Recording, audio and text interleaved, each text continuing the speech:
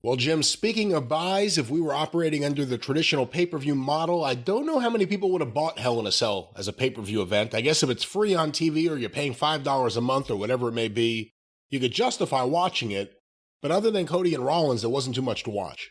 Well, one other thing that I did, Bianca defeated Becky and Oscar, and it was 35 minutes into the show before that was over with. That was the first match. Flair and Steamboat didn't get that long in Chicago. But then I was morbidly curious about the handicap match, Lashley against Omos and MVP, because I don't know, especially if they're short on baby faces, and Lashley has been used at the top level, a main event guy. He's been the champion. He's been believable against Brock Lesnar, against Roman Reigns, and suddenly they think this is going to enhance his status as a babyface because he's fighting a guy that is so immobile and not ready that he can't get heat. It's fake boo heat, manufactured heat. It's embarrassing because Almost is immobile. And when Lashley tries stuff with him, either if he's being manhandled by a big piano case, it makes Lashley look weak because he's a powerhouse. So this is negating Lashley's primary tool, which is that physique, and that he's bigger than most people and he's stronger than most people. But Lashley's offense also looks rotten because Almost can't sell it.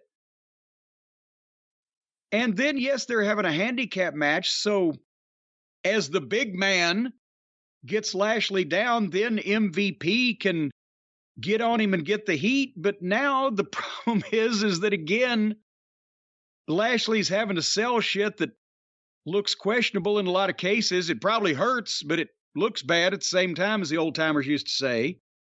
And then sell for MVP to get in this. So now the manager's beating him up too.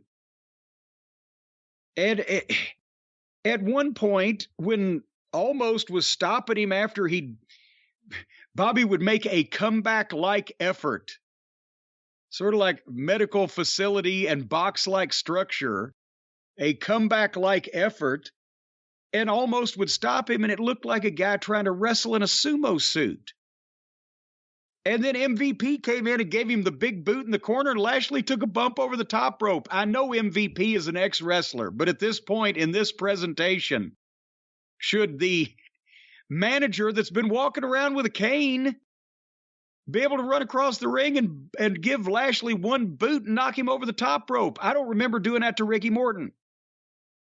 So all I could think of during this whole thing is, what is this doing for Lashley? There was money in MVP and Lashley together as heels. There's money in Lashley as a babyface if they do it right. There is no money in Almost because they've exposed him. If maybe at some time he would have been ready to do something, or maybe if he wasn't going to get any better, they could have done something besides what they've done. But when they've showed people that he can't do anything, it's not as easy as it used to be 40 years ago. Even I recognize that with smashing a giant over. He's got to be able to fucking touch his own nose or something, right? So now they've negated Lashley's attraction to the fans. Almost has none. MVP is trying to make something out of this. And they broke up the best combination out of these people that they had to headline their cards. So, and at one point, Cedric Alexander, who's trying to get back in with one of them, one or the other side, he don't care. He just jumped in the ring and almost caught him and flung him over the top rope in front of the referee. Is it no DQ? People are just jumping in. You know, it was laid out to where it was better than it should have been, which is like saying you had a painful surgery, but at least you didn't get the post-operative infection. So but I mean, the other match, Owens and Ezekiel, that was a match on the pay-per-view. And also, I would have watched Austin Theory defend the U.S. title, but it was against Mustafa Ali, who he just beat in 2 minutes on TV and gets beat up every week on TV, and nobody gives a shit to begin with. Mustafa Ali has the personality of cabbage. Although I will say Theory is the most natural worker of all the young guys.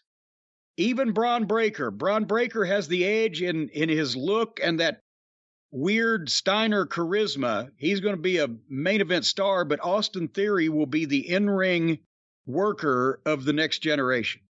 Your thoughts. Go ahead. Would it be completely crazy to turn Austin Theory babyface? Yes, it would. Right now. Yeah, right now. No, he's nowhere near ready for that spot. But, and he's going to get over easier as a heel because it seems like that's his personality. And he's got the facials and he's got the cocky, taunting body language. Later on down the road, if he gets to a certain point where, you know, he's arrived as a heel and gets involved in a mix with another top guy, then I could see you could make him a babyface because a guy that can work like that can do whatever. But this is, again, don't be switching people back and forth willy-nilly. That's another thing we didn't even mention with Edge. He was just a babyface 2 months ago. Well, we mentioned it when we were talking about WrestleMania. Then he puts together a heel stable, and then within 8 weeks, the heel stable turns on him. He's a babyface again. There will get to be a point where people will just say, you know, fuck it. It always, when you switch somebody back and forth to make up your fucking mind. If you haven't got your mind made up, then we're not going to fucking invest our time and our interest in what you're doing, because we don't know whether to, as Pat Malone used to say, fight you, fuck you, or run you a foot race. And then also on the pay-per-view, Mosh Pit was in a no-holds-barred match with Happy Corbin. That was worth the $5 right there. Boy, he's ripped. Mosh Pit. Oh, I thought you meant Happy. No, he's ripped in a different way. He's ripped in the classic Dean Martin roast kind of way. And I've said I'll watch Mosh Pit now that he's dressing as a normal human being and potentially, hopefully, acts like a normal human being, and he looks like a great physical specimen. As long as Happy is not on the other side of the fence, I'll be happy to, no pun intended, to give Mosh Pit another chance.